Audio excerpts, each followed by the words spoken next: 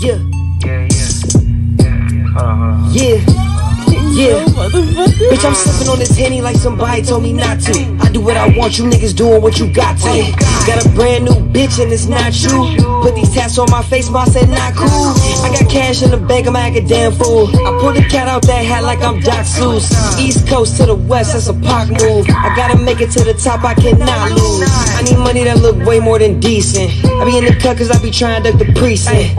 Fire Athena better than the Mona Lisa. Listen up real quick, I get you hip to this thesis. Keep a couple pieces of that candy, Reese's. Keep a couple straps on you handy, they creepin'. Bitch, and I know who got to work if you fiendin'. Better not act stupid though, I ride with them demons. Cállate la boca, can't you see a nigga scheming? One more shot of Henny, I'ma have that pussy leaking. I do what I wanna when I wanna and it's frequent. And I won't trust a bitch cause they always got secrets. Bitch, I'm sippin' on this Henny like somebody told me not to. I do what I want, you niggas doing what you got to.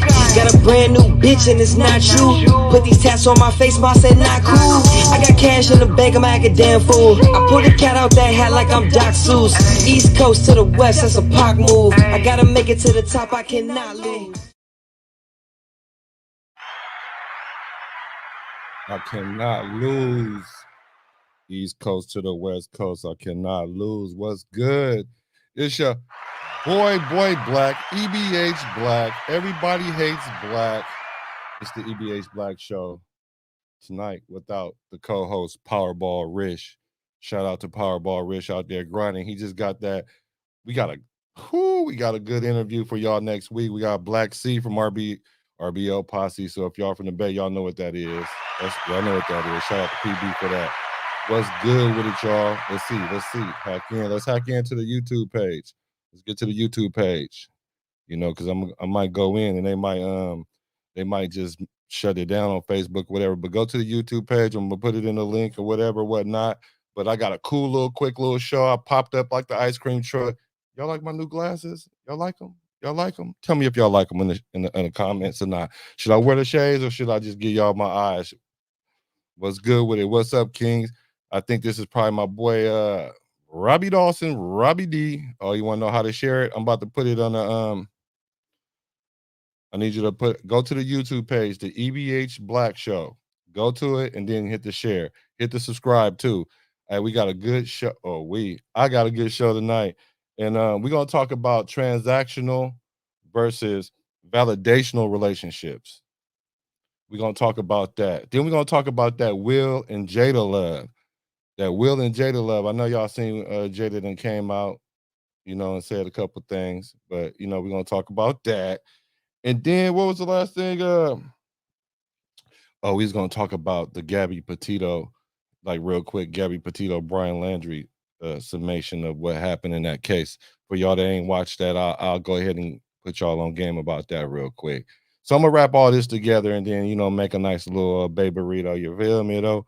So, hey, I'm like 13 subs away from my next goal.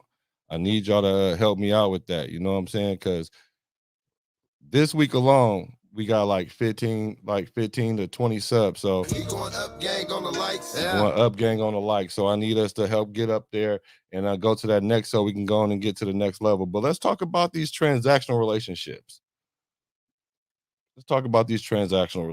Should I keep the glasses on? Okay. I put a post on my page today asking men, do they want a transactional relationship or do they want a validational relationship? And I seen no one say they wanted a transactional relationship. And you might ask, what's a transactional relationship? Transactional relationship is I do something and you get something in return. If I do this, then you'll do that. Kind of like if I take you to dinner, I expect you to sleep with me, I guess. Some men think like that. You know, so a lot of relationships are like that. Whether you know it or not, or think about it or not, it really is like that. So a lot of times people get into these relationships and they feel like, well, this person's not doing this for me, I'll lose interest. That's a transactional relationship. Now, validational relationship, the type of relationship that E.B.H. want, you know what I'm saying, is when a person already have a genuine desire for you. They do things for you because they want to do it. They don't have to be it don't have to be coaxed out of them. It's just who they are. And so you might ask yourself, how do you find a validational type relationship? You know, you gotta find a person that what I say have a interest level of like a 5 or higher. Of course, the higher the number, the more attraction that a person have for you. And so with that being said, only date people that have a attraction level for you. I would say 6 or higher, but at least 5. You can try to work your way up from 5 to get you about 7. You get you if you can stay around the 7, 8, 9 range is good. 10, you know, she's a ride or die chick. So that's what every man really wants. But you know, that's kind of like really, really hard. But 7, 8s, and 9s is where it's at. Hey, Robbie, that's good. Good looking, Brody. Good looking. We going up, gang, on the lights. Yeah. So that's how you kind of start off having a relationship that's based on validation. A person want to validate you, a person that wants to give to you selflessly. They don't want to have a relationship where they only going to give you based on how they feel that you're treating them. A lot of people are looking for love that way too, which is kind of strange because if you don't come with the love that you have to share, an overflowing amount of love to share, then you really shouldn't get into a relationship. Because if you're looking for somebody to give you love, so you feel like I give them my time, I give them my body, I give them my whatever, I should get that love in return. That's just nothing but a transactional relationship. So, what does transactional relationships look like when you're in them? You ever notice like and so you ever notice like when you having like sex with your partner? Because originally the question was a transactional sex uh validational sex. And so with that, a lot of men want that validational sex. Validational sex is when you get your socks blew off. When she fly you to Baltimore and nonstop, straight flight. And you know what Baltimore is when you get some boss, you know what I'm saying? So a woman only gonna do it really, really well if she really is into you. If her interest level is at like a 7, 8, 9, 6, sometimes, then you get that. And you want somebody that's gonna give you that because they really feeling you like that. You don't want to be with somebody that sit there and just go through the motions, or sometimes they feel like doing it and sometimes they feel like not doing it. You want somebody that want to just take your clothes off when they see you, or they hit you up and be like, you just so handsome. Even you know, she just give you all kind of validation. And same thing with the men, you know what I'm saying? Like I'm speaking from a man's perspective because a lot of the audience is men on the E.B.H black page, but what I've noticed is women consume the content more. So women are paying more attention than men, but more men are watching. I don't know what that means, but y'all might want to step your game up, gentlemen. And so, with that said, though, you want to have somebody that's like a ride or die chick. You want somebody that's gonna have like that passionate desire for you. To someone that's not gonna try to upgrade you when somebody else is in their ear. Somebody that kind of only sees you, and that's just really how it goes. So I just was putting that on my page. That was a little something that I threw on there. But then I got to scrolling and scrolling and scrolling, and I saw Will. Well, I seen Jada, right? Jada was talking about how she's having problems in the sexual department, I guess. And so I didn't even watch the red table yet. I'll probably watch it and whatever. I'm just trying to figure out why Jada feel like every other month she gotta throw Will out there in the middle of the street. What's up with that, y'all? She throwing Will out there in the middle of the street all the time, got him out there looking like a premium sucker.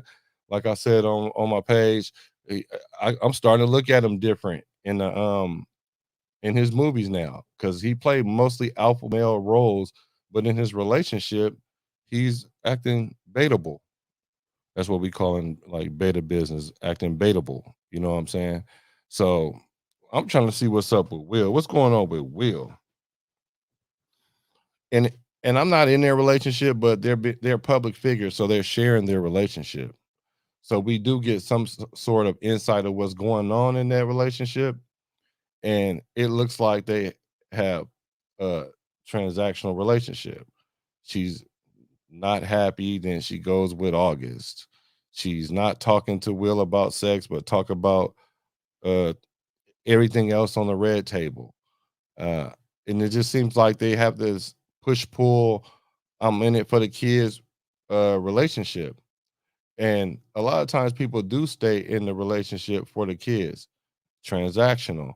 If I stay for the kids, then I'll tolerate you, And so that's not that's not really healthy, I don't believe, in my opinion.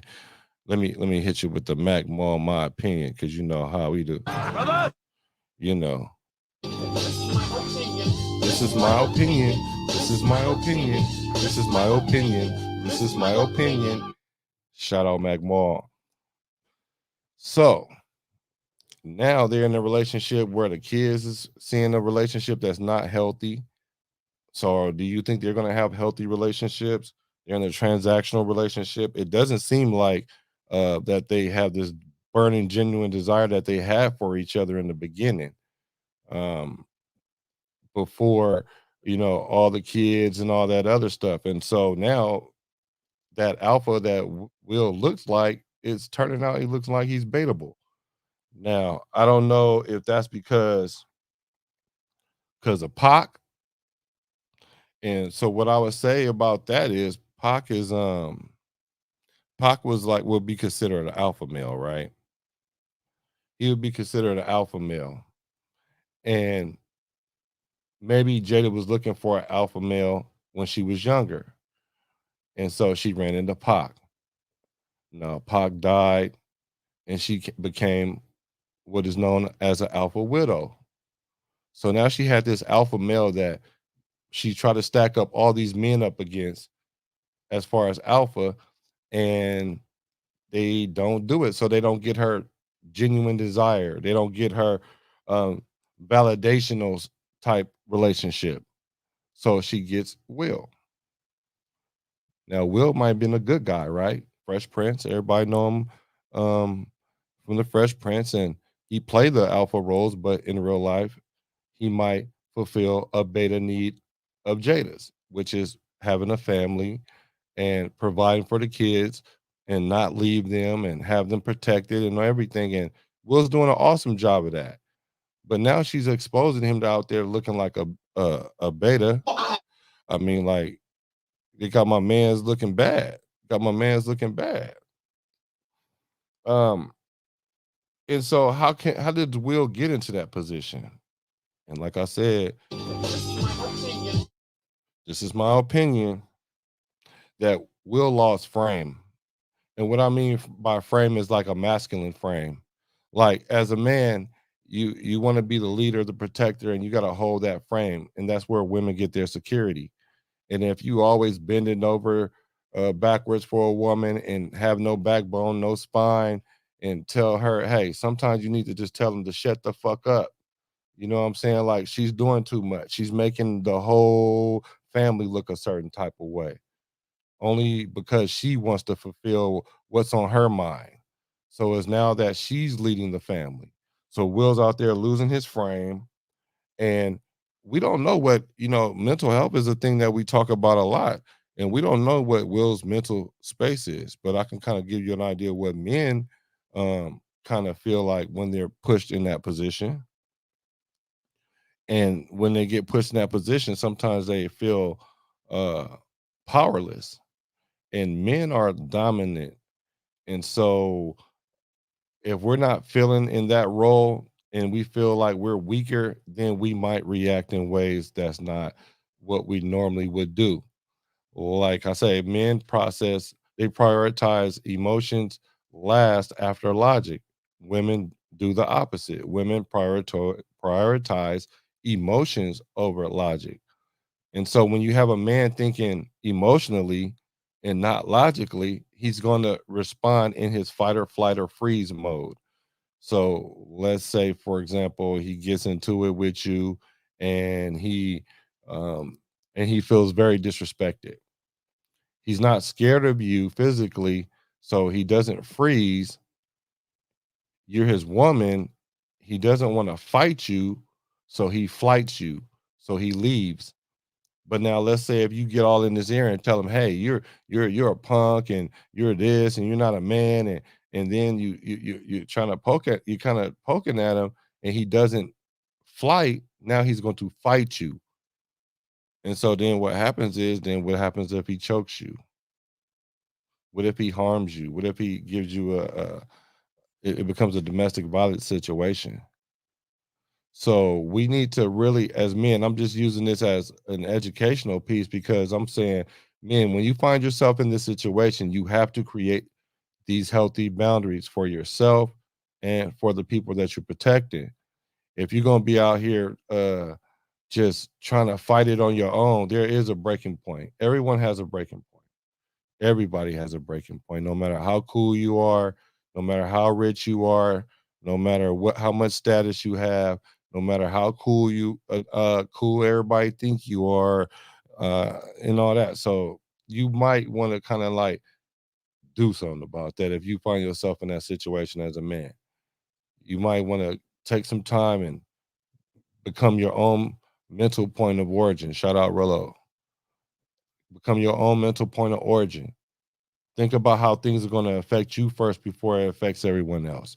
If you put everybody else in front of you, it's kind of like that mask that drops down when you're on the plane. If you try to save everybody else, you're going to knock out, pass out, and you can't save anyone else. You got to save yourself so you can save others. I'm just talking and talking. Let me see what y'all doing tonight. I came on kind of earlier today. I don't know if I like this 8:30 West Coast time. I kind of like it either late or in the evening. I mean late or in the earlier day. But have y'all been paying attention to the Gabby Petito?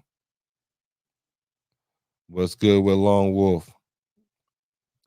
And so have y'all paid attention to the Gabby Petito Brian Landry case? Well, it's no longer it's not a case, but situation just real quick. The a man and woman, they were engaged, they went on a cross country trip, they want to document it on YouTube and create a platform. And then they I don't know, you might have seen they got pulled over for a domestic violence situation. What's good, Long Wolf? And they got caught up in a domestic violence situation. And what happened was the cops separated them for the night, and they got back together and they continued the trip. And a week or two later, uh, she ended up dead. He fled. He drove all the way from like Utah, somewhere in there, all the way back to Florida. And then they were looking for him about 3 weeks. And then they found him just recently. They found his remains, and and I'm assuming here that that it was like he took his own life. So why am I bringing all that up? I'm bringing all that up is because if you've been watching that case and you've seen even the cop cam where she attacked him is known because he had a bunch of scars and stuff on him. Cops took pictures and everything, but being that she was the aggressor, the primary aggressor, they let her go because she was 100 pounds, soaking wet, blonde, blue eyes, and so they didn't want to, jam her up. Now we know that if it was on the other side, that the man would have went to jail, no matter the race. Um, so so they ended up separating them for the night or whatever. Didn't file no charges on her and everything, and they went on about their way. But now let's just go off what we know, not what we speculate, not how we feel, but what we know is that they had a situation where they were either fighting each other or she was fighting him. Now, many times men have been in this situation where we've been abused emotionally and physically, but we know if we say something, it's going to get swept under the rug, thrown in the corner somewhere. So, what we choose to do is just eat it. Like I was saying about how Will might be eating this like whole situation, because I don't know how I would feel if my woman was out there talking about she cheated on me and with my kids partner, and now we having problems in the bedroom, and just being just candidly honest with everybody but him, I guess. That would get under a man. That would be deemed disrespectful, whether you were alpha of men or if you're a beta, if you're beatable. What's up, Copa? And so with that being said, they found that Gabby Petito, she was strangled. And rest in peace to both of them because they both are no longer here. And it's a sad situation. But the society was on this man like he did it for sure without even knowing. And I'm speculating. I think maybe he got tired of it and he choked her because they do know because of the autopsy she died because her cause of death and her manner of death was from strangulation, and and it was a homicide. And so, with that being said, um, it looks like he choked her out. Now, there's many situations where men feel like that. Chris Rock even made a joke about that, saying like, "What he say? If he said I don't condone." I think he was talking about OJ. He was like, "I don't condone hitting a woman, but I choke the hell out of one or something like that, right?"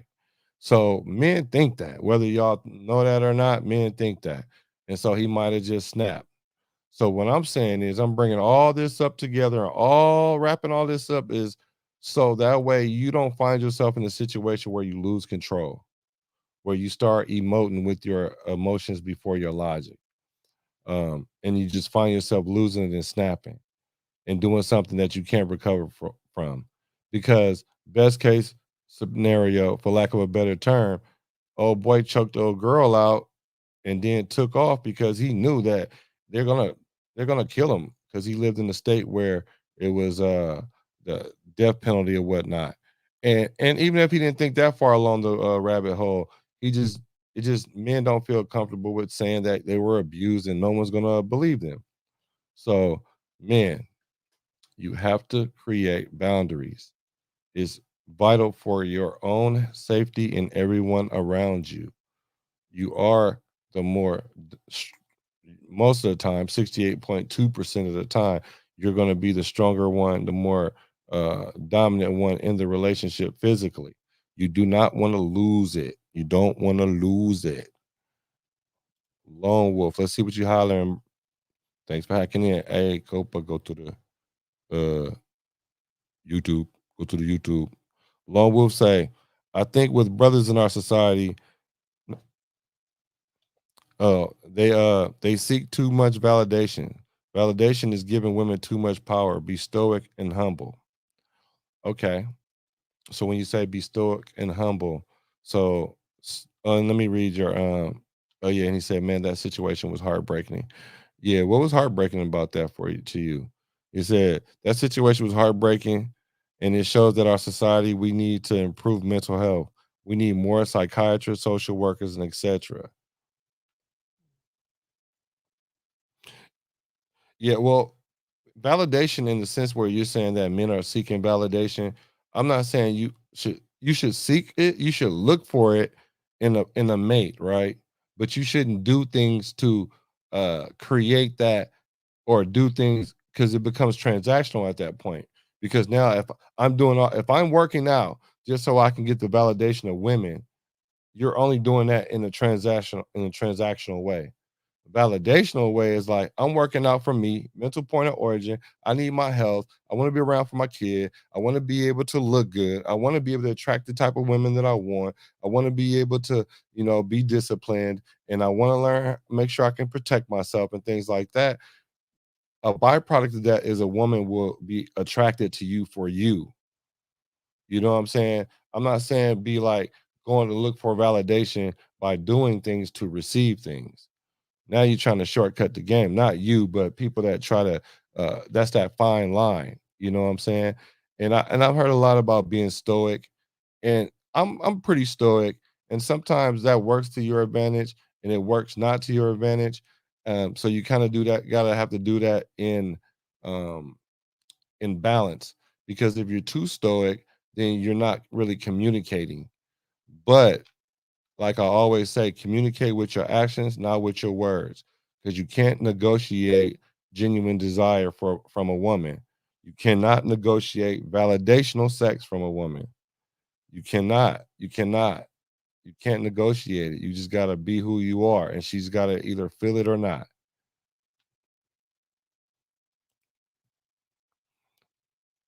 Let's see. Copa said that's extremely important. So I got on here just a quick because PB ain't here. I ain't got nobody to cut me off or yell at me and all that other stuff. So what y'all think about tonight? What y'all think about that? Do you women, do you think about transactional relationships? Because women push that hard line a lot. Women definitely push that hard line a lot on transactional relationship because they feel like if they give up their sex, what more? What they say? If you give a, why give the cow? Wait, why buy the cow when you're giving the milk for free? See, things like that, but makes your relationship transactional, right? And I'm not saying women should just go out there and give out all their milk. Nah, I ain't saying that. What I'm saying, if you're doing that to do that, that's transactional. Things are it's a fine line between things. It's a very fine line between things. Let me read the comments. Yeah, that Will and Jada love that aged very terribly. That aged very terribly because I remember everybody was talking about that Will and Jada love. People like to pattern their relationships from what they see other people do. I feel that you have to make your relationship work for you, but you got to have some kind of baseline or foundation for it. Let's see what Copa say. But isn't that why you bought the cow, to get free milk? I like that, right? So yeah, it's not really free. It's just you have unlimited resources to it. It's like you have unlimited resources for it.